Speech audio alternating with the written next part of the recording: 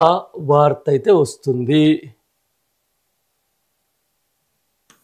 Right. MLA ఫిరాయింపులపై నేడు supreme తీర్పు. ఇది దేశవ్యాప్తంగా సంచలనం సృష్టించిన ఎమ్మెల్యేల ఫిరాయింపుల కేసులో సుప్రీంకోర్టు గురువారం తుది తీర్పు వెలువరించనుంది. ఈ కేసులో సీజే ధర్మాసనం కీలక తీర్పు ఇవ్వనున్నట్లు నేపథ్యంలో రాజకీయ వర్గాల్లో ఉత్కంఠ నెలకొందని చెప్పేసి లోపల పేజీలో ఉంది. ఒకసారి మెయిన్ హెడ్డింగ్లోకి వెళ్ళిన తర్వాత నమ్రతా నెట్వర్క్లో ఆశా వర్కర్లు పాపం ఇది మరి దారుణం. ఈ వార్త చదవాలంటేనే నోట్ల కట్టల మాటలో బాబు మహాకుట్ర అంటే కాంగ్రెస్ దారదత్తం చేసిందని చెప్పేసి. రైట్, ఒకసారి ఈ వార్తను చూద్దాం మనం.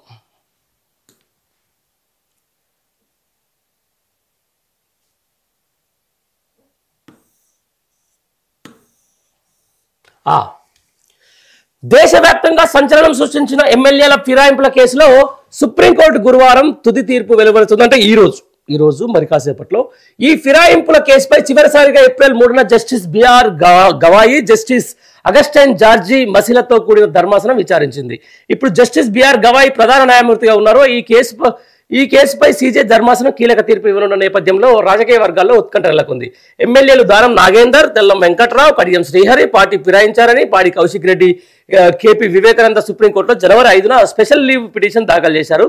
అదే రోజున ఎమ్మెల్యేలు Parigi Srinivasa Reddy, Bandla Krishnamohan Reddy, Kale Yadaiah, T Prakash Goud, Arikapudi Gandhi, Gudem Mahipal Reddy, M Sanjay Kumar party ఫిరాయించారని BRS working president KTR, Padi Kaushik Reddy, KP Vivekanand, Jagadish Reddy, Palla Rajeshwara Reddy, Chinta Prabhakar, Kalakuntla Sanjay writ petition వేశారు. ఆ తర్వాత వాదనలు జరుగుతుండగానే మార్చి 18న బీజేపీ ఎమ్మెల్యే ఏలేటి మహేశ్వరరెడ్డి మరో స్పెషల్ లీవ్ పిటిషన్ దాఖలు చేశారు.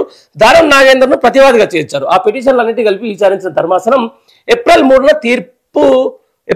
తీర్పును 8 వారాలకు రిజర్వ్ చేసింది. ధర్మాసనంలో సీజే పాటు జస్టిస్ వినోద్ చంద్రన్ కూడా ఉన్నారని చెప్పేసి కూడా ఒక వార్త వస్తుంది. ఏదేమైనా పార్టీ ఫిరాయింపులకు సంబంధించిన దాని మీద ఖచ్చితంగా ఒక చట్టం తీసుకురావాల్సిన అవసరం ఉంటుంది. ఒక పార్టీ గుర్తు మీద గెలవడం అనేది ఆ వ్యక్తి మీద కాదు.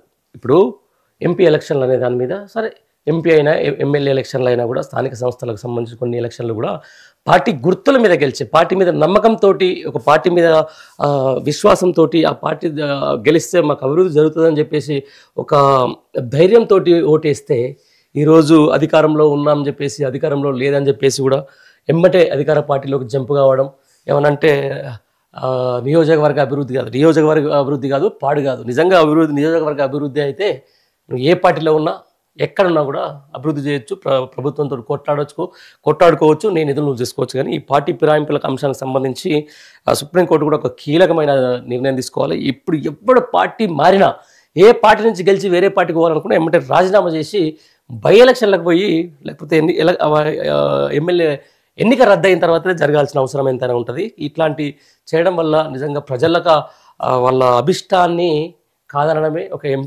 ఎమ్మెల్యే స్థాయి వ్యక్తులు, ఒక ఎంపీ స్థాయి వ్యక్తులు ఈరోజు లక్షలాది మంది తమ పార్టీ మీద, తమ మీద పెట్టుకున్న గౌరవాన్ని, ఏవైతే నమ్మకాన్ని వమ్ము చేయడమే అవుతుంది. కాబట్టి పార్టీ ఫిరాయింపులను మాత్రం ఎట్టి పరిస్థితులను ప్రజలు క్షమించొద్దు. రానున్న రోజుల్లో కూడా ఎవ్వరు ఒక పార్టీ గుర్తు మీద గెలిచి ఇంకో పార్టీ మీద గెలిచిన వాళ్ళని మాత్రం తరిమి కొట్టాల్సిన అవసరం అయితే ఎంత ఉందని చెప్పేసి నేను ఈ సందర్భంగా మీకు స్పష్టం చేస్తున్నా. రైట్.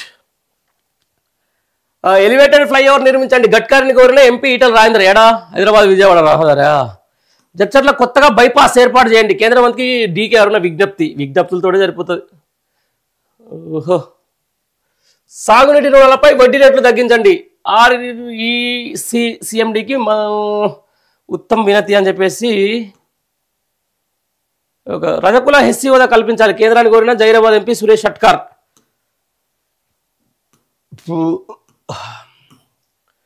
కోయగూడెం సత్తుపల్లి. రైట్, ఇది సాక్షిలో ఉన్నటువంటి ఈరోజు ప్రధాన వార్తాపత్రిక. ఇదా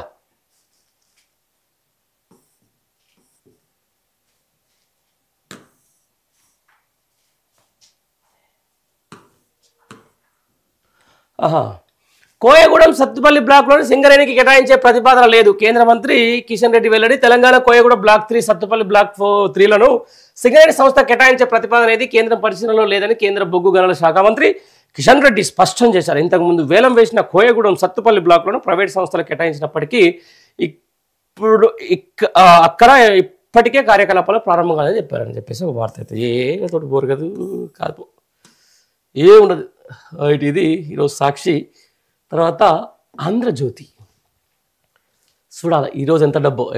ట్రంప్ భారత్పై 25% సుంకం, రష్యా నుంచి ఆయుధాలు చమురుకుంటున్నందుకు జరిమానా కూడాట. రైట్. రాష్ట్రంలో మరో డిస్కం, ఉచిత పథకాలన్నీ దాని పరిధిలోకే. జిఎస్టీలో ఇదో నయా మోసం. ఇదొక వార్త.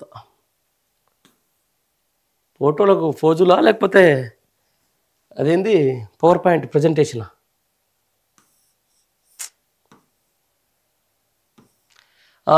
ఎమ్మెల్యేల అనర్హత అంశంపై నేడు సుప్రీం తుది తీర్పు. స్పీకర్ కార్యాలపై గతంలో ధర్మాసనం కీలక వ్యాఖ్యలు. అసెంబ్లీలో సీఎం చేసిన వ్యాఖ్యలపైన తీవ్ర అభ్యంతరం, తీర్పు ఇవ్వనున్న సీజే జస్టిస్ బిఆర్ గవాయ్ ధర్మాసనం అని చెప్పేసి ఒకటి వస్తుంది. Liquor scam